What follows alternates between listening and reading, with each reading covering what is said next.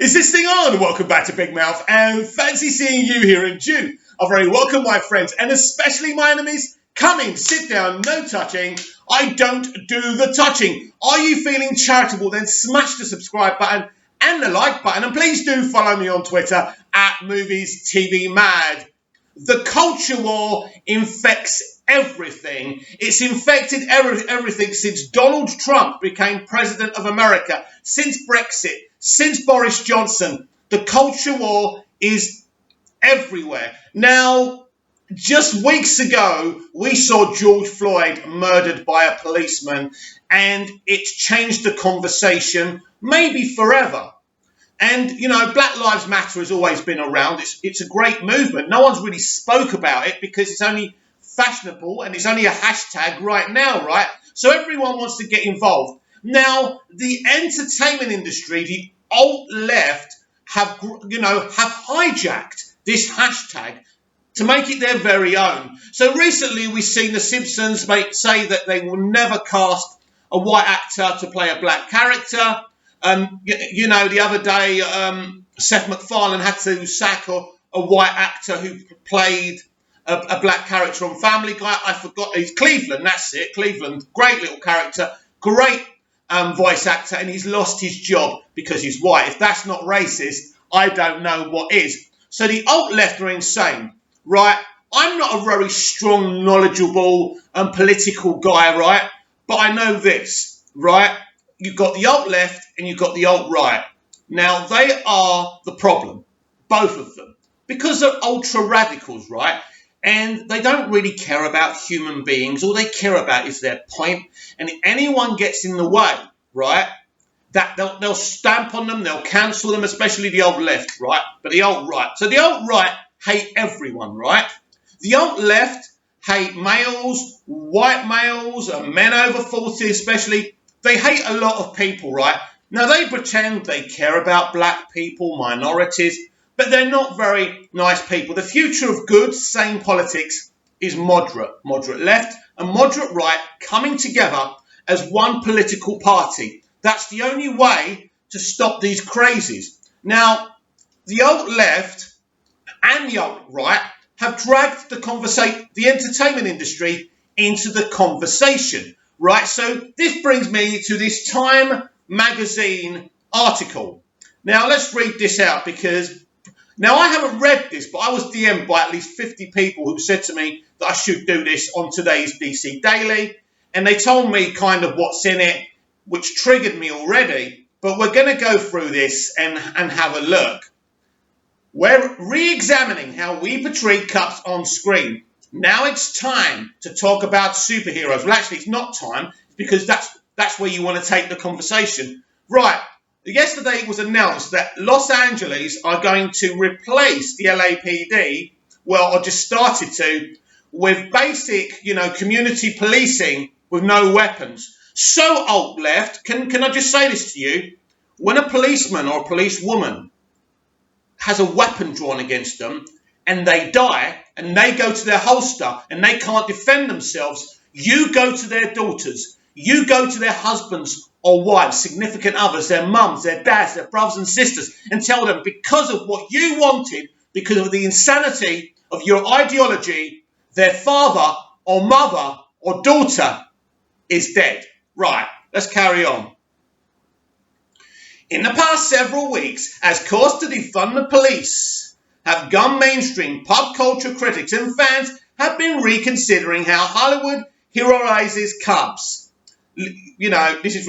Cops are heroes, but a normal political movement, right, not the radical left, right, but a normal political movement will say, right, the police are good, right, but there are some bad apples. We need to funnel them out of the police. What America actually needs to do is create a metropolitan police system like they do in the UK. So what you would do is you'd literally have a police station everywhere. Each town, each village, everywhere will be manned by the same organisation, the Metropolitan Police. You would abolish sheriffs, you would abolish all the other kind of legal things they've got in America because it is a shit show. But defunding the police, defunding the people who defend people is nuts because the alt-left are nuts. In the past several weeks, as calls to defund the police have gone, Main Street pop culture critics and fans have been reconsidering how Hollywood heroises cops. Legal procedurals and shoot-'em-up action movies have long presented a skewed perception of the justice system in America. Now it's just entertainment, right? Oh, by the way, this article is written by Eliana Doctorman. Draw on that surname what you want, right? Oh, by the way, Black Lives Matter came out the other day in support of Palestine. Interesting that she's still supporting Black Lives Matter, right? Anyway, we won't go into that. Perception of the justice system in America, in which the police are almost always positioned as the good guys. These good cop narratives are rarely balanced out with stories of systematic racism in the criminal justice system. The bad guys they pursue are often people of colour and their characters undeveloped beyond their criminality. Actually, I've seen loads of cop shows with white criminals. Actually, not many female criminals in cop shows. Not talking about that, are you now? In this period of reckoning, this long-running show, Cops and widely watched live PD have been cancelled.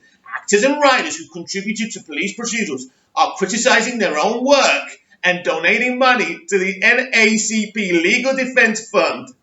Parents are protesting benevolent portrayals of canine cops in the children's television show Paw Patrol. Oh my God, let me repeat this. This is how crazy these people are. Right. Parents are protesting benevolent portrayals of canine cops in the children's television show Paw Patrol. And Ava DuVernay's film Collective Array is launching the Law Enforcement Accountability Project LEAP to highlight the stories of police brutality and counteract a biased narrative. Because Ava DuVernay isn't biased at all, is she now? That woman's been failing upwards for a long time. God, I tell you what, I really hope she gets booted off New Gods if it's even happening. But as we engage in this long overdue conversation about law enforcement, it's popular characters in film, the ones who decide the parameters of justice and often enact them with violence. Superheroes, those dastardly superheroes. Cops with capes. Superheroes have dominated popular culture for the last decade. They are fixtures of the highest grossing movies and icons to more than just our children. They are beacons of inspiration. Protesters dressed as Spider-Man and Batman have turned up at recent Black Lives Matter demonstrations. And yet, what are superheroes except cops with capes who enact justice with their powers? Cops are good. 90% of cops are good, you lunatic. But every time they say the word cop, it's like they're talking about criminals, right? They don't get it. No, they're insane. It's simple. I'm sorry. They're just not right upstairs. And I hope, especially this woman, that she gets the help that she needs. With a few notable exceptions, more on those later, most superhero stories star straight white men who either function as an extension of a broken US justice system or as vigilantes without any checks on their powers. Right. Straight white men shouldn't be superheroes. Terrible. Terrible, those straight white men. But this is what I'm talking about, the alt-left and an alt-right. I'll repeat, my politics, if you've fallen on the floor, my politics is this. Here's my hand. Let me help you. Is there anything I can do for you, right? That's not what the alt-left and the alt-right do. They all hate. As I say, the alt-right hate everyone. And the alt-left hate especially straight white males. Racist and sexist at the same time. Is this the way we're going to heal the divisions in our society? Either by hating everyone or hating straight white men. How are we going to bring it all together? But they don't want to do that because they're not right in their head. Anyway, usually they have some sort of tentative relationship with the government. The Avengers work for a secretive agency, S.H.I.E.L.D. Batman takes orders from Gotham Police Commissioner Gordon. Actually, he doesn't. Even the villainous members of the Suicide Squad execute government orders in exchange for commuted prison sentences. And even when superheroes function outside the justice system, they're sometimes idolized by police because they're able to skirt the law to get the job done. I tell you what, I'd love this woman to have her own police force or whatever she'd call it, right? Fem squad or whatever it would be, alt squad. You could see crime rising really high, wouldn't you? Yeah, let these people run the world and see what happens. In fact, real-life police officers sometimes adopt the symbolism of these rogue anti-heroes. The Punisher, a brutal vigilante, introduced in a 1974 Spider-Man comic, who also starred in a 2017 Netflix series, has become an emblem for some cops and soldiers, to the point where Marvel felt the need to address the idolatry, whatever that word is, in pages of its comics. In a 2019 story, a group of police fanboys run up to the Punisher and say, "We believe in you." One shows off a Punisher skull sticker on his car. The Punisher trips the sticker off and says, "We're not the same. You took an oath to uphold the law. You help people. I gave that up a long time ago. You don't do what I do. Nobody does." Another cop replies, "Like it or not, you started something. You showed us how it's done." The Punisher representative of a larger problem in superhero narratives. When Batman ignores orders and goes rogue, there's no oversight committee to assess whether Bruce Wayne's biases influence who he brings to justice and how. Heroes like Iron Man occasionally feel guilt about the casualties they inflict, but ultimately empower themselves again and again to draw those moral lines. Iron Man is all right, is he? Is that because he's part of the MCU and you're not striking against that alt-left narrative as well? In the real world, yes, the real world, sweetheart, the real world, superheroes are not real, but you're acting like they are, and you're actually comparing them to a real-life entity, the police, who you hate. Meanwhile, tolerance for law enforcement acting with impunity is eroding. Those calling for the dismantling of modern policing point in part of the lack of consequences faced by officers who have killed black people like George Floyd. What about that retired copper, that African-American copper that none of these people are talking about? There you go. It doesn't suit their narrative. Sod him. Just chuck him in a hole, right? Yeah? Breonna Taylor, Elijah McCain, and many others, without being fired or prosecuted, or at least with significant delays and public pressure before action was taken. As these urgent conversations dominate the news, it's increasingly unclear how either the arm of the law or the vigilante narrative can survive without serious reconsideration. There is no question about it. The American policing system is broken. I have suggested how you fix it, but how you don't fix it is start saying that the police are dirty, all dirty, and you should just defund them and get rid of them. That's not how it works. You need to take a look at it. Bringing fictional superheroes into the conversation is hilarious, but this is what they're doing, of course. They've hijacked Black Lives Matter.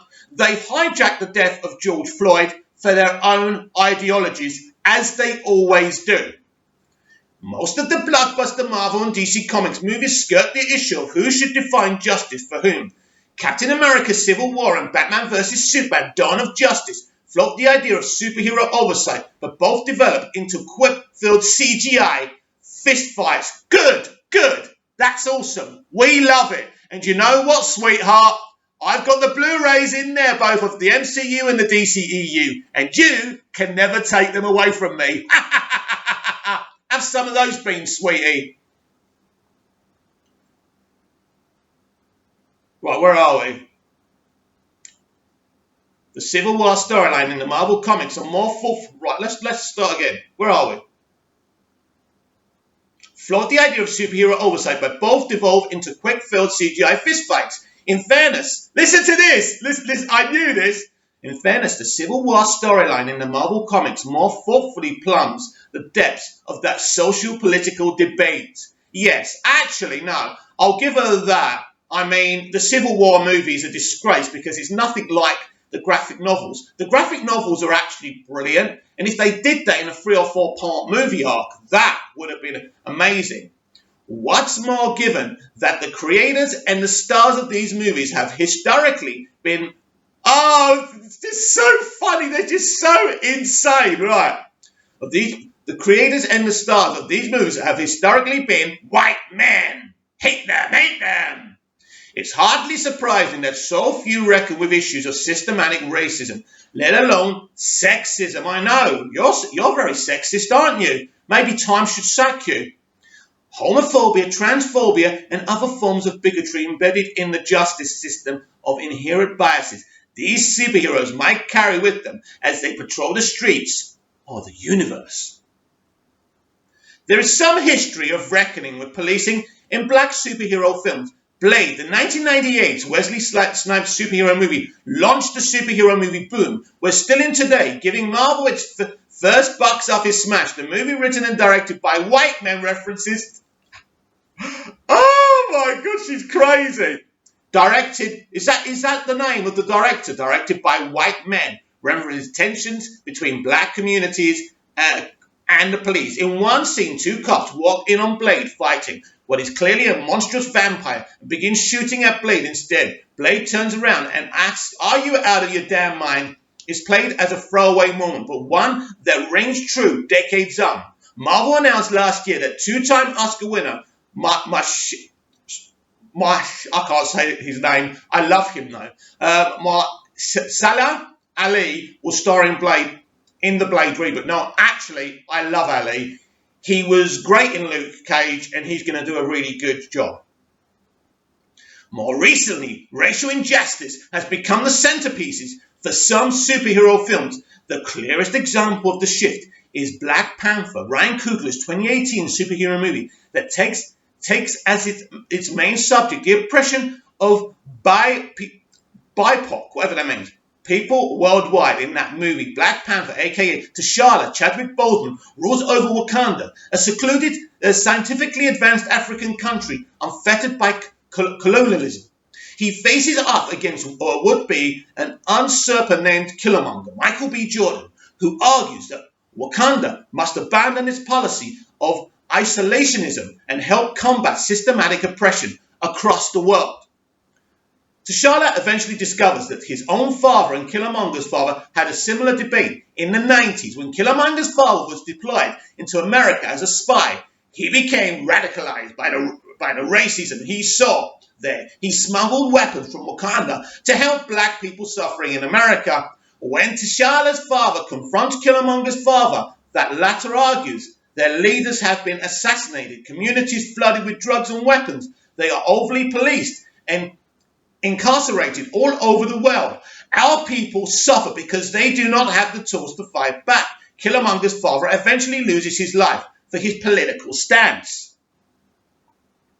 T'Challa's arc is to realize his nemesis is right. While Killmonger and his father broke the laws and enacted violence for their cause, their conviction that people of color have historically lacked the tools to fight systematic oppression was correct. No, from your point of view, it's correct. Lack the tools to fight systematic oppression was correct. So basically, you're saying it was right for them to get tooled up, but it's not right for the police to get tooled up. And you're saying the police oppress black people, right? They don't, all of them. Not the majority. Not the majority. You are wrong. Represents a compromise between these two viewpoints. He uses his relative privilege to empower people who have been held back by colonialism and racism, but finds non-violent methods to do so. At the end of the movie, T'Challa opens a community center in Killmonger's hometown, Oakland. He asks his girlfriend to run a social outreach program for black communities and his tech-savvy sister to head up an education program. The same source of community investments that activists calling to redistribute police budgets into social support systems are now calling for. A Black Panther sequel is in the works from Coogler, and audiences can expect further exploration of this tension between policing and community support. You read the script, have you? It is not just that superheroes act like members of law enforcement. Sometimes they interact with them directly. Spider-Man has long had a complicated relationship with the NYPD. Last year's Spider-Man video game received some pushback over what many critics called propaganda. In that game, Peter Parker is a fan of the police, even fantasizing about being Spider Cop. He spends much of the game fixing surveillance towers for the NYPD. But the introduction of Miles Morales, who made his debut in the comics in 2011, could offer opportunities to explore the contentious relationship between New Yorkers and police. Miles, who is half black, half Puerto Rican, is the son of a cop. In 2018's animated Spider-Man Into the Spider-Verse, Miles' father doesn't know his son's secret identity. Miles spends much of the movie trying to reconcile his father's love for him with his dislike for Spider-Man as a vigilante. A Spider-Verse sequel is in the works, and many fans hope it will focus more on Miles and less on Peter and deal with race more directly. No, only alt-left people want that to happen. I think we could see a beautiful film with Peter and Miles featured equally, right, in a good relationship. But not these people, because it's one extreme to the other. It's one piece of institutional sexism and racism to another. That's why they're alt-lefts. That's why they're alt-rights. And that's why moderate politics is the future and is sanity for all of us. With more nuanced take on the NYPD than the game that preceded it, with a Spider-Man who's a young man of colour in a city with a painful recent history of stop and frisk policies, disproportionately inflicting trauma on young black and brown men. It will be a striking oversight if it doesn't happen. Do you see how authoritarian they are? In other words, do what I want, or I'll give you so much blowback you won't know what to do with it. Basically, it's a threat. But the superhero property that most directly engages with corruption in policing is Watchmen. In Alan Moore's 1986 graphic novel, vigilantes who believe they have the right to fight and live by their own moral codes often prove themselves despicable bigots or megalomaniacs. One particular image of so-called heroes confronts a riot, looks an awful lot like the recent videos we've seen of police officers shooting rubber bullets and tear gas at protesters. Still, the comic was a product of its time, and its storylines have not all aged well. Damon Lindelof's 2019 HBO series adapted from the comic remixes the original story and serves as a spiritual sequel in recognition of its relevance to the current moment. HBO made all episodes briefly available to watch for free over the June 10th holiday weekend. Unlike Moore's story, which ultimately becomes a tale of white men fighting over power, Lindelof's show begins with the 1921 Tulsa Race Massacre, as Victor Lucasen writes in The New Yorker. That event was the country's most significant incident of racial terrorism, during which the city's Black Wall Street was strafed by planes and burned to the ground by white supremacists, abetted by the National Guard. It's a true story that will be left out of school books, mislabeled race riots, and deliberately forgotten. This misremembering of his history becomes a theme of the show. After that preface, the show fast forwards to modern day Tulsa. I can't do this American accent anymore. Primarily on Angela Regina King, a cop pursuing a white nationalist terrorist group akin to the KKK. In order to fight them, cops have begun to cover their faces and adopt superhero alter egos. The portrayal of the police is complicated. Angela, a black woman, is a cop and a hero of the show. She also does that objectionable things like kicking the crap out of suspect in an interrogation room and lying to the FBI, but it's okay because she's kicking men, so it's okay. But as the mysteries unravel, it becomes clear that Watchmen's real intent is to revisit one of the most lauded stories in the comic book world and re-examine it from the perspective of historically excluded black characters. In doing so, the show reveals that the connectivity tissue that links harm committed against black people from the Tulsa Massacre to the racism that Angela deals with in the present day. Black heroes rise up to meet the darkest force, one that's ignored by most superhero stories: racism. If Hollywood is to do better in telling these stories, more creators of colour need to be given reins to tell them. It's worth noting that while Damon Lindelof employed a diverse writers' room, it likely took his name and cash as the creator of Lost and The Leftovers to get such ambitious story greenlit. Similarly, while the director of Spider-Verse, Peter Ramsey, became the first black man to win an Oscar for animation, Sony initially approached the two white men who he ended up producing the film, Lego Movie directors Phil Lord and Christopher Miller, with the opportunity to make an animated Spider-Man movie. Writers must also shake the notion that they are bound by the strictures of outdated intellectual property. These days, few big-budget projects move forward unless they are based on existing IP. But the success of Watchmen suggests that creators can snatch up those familiar characters and still weave a new story with new politics, new perspective, using only fragments of what came before. Fragments? They use nothing. Just as the Watchmen series is radical departure from a dusty Reagan-era graphic novel, both Black Panther and Into the Spider-Verse borrowed the names and backstories of their main characters from the comics, but took those characters in new ambitious directions. Only when this creative freedom is encouraged in Hollywood offers more opportunities to BIPOC. Is that people of colour? I don't know what the bi thing means. Creators and white creators use their capital to support creators who often overlooked. We will get more superhero tales that adequately grapple with the complexity of justice in America. Wow. Well written. She's nuts. She's absolutely insane, but it's well written. I'll give her that. This is the problem with what's going on. They're dragging the entertainment industry into this culture war, and it's war. It's wrong. It is war. It's wrong. You only have to go on Twitter and see people talking about DC and Marvel and Star Wars in left and right, basis. And that's the problem we're in. Now, you can argue with me and say George Lucas had a political arc for Star Wars, and he did. But it was about dictatorship. And it was only lightly mentioned.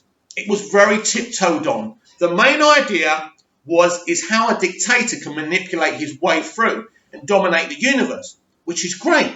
It's a great way of looking at things and teaching people. But ultimately, it told a political story with great entertainment. This is not what these people want. This woman is demanding that superheroes deal with the justice system and racism and how the corrupt justice system is in America and around the world. I don't want to see that. This is my problem now.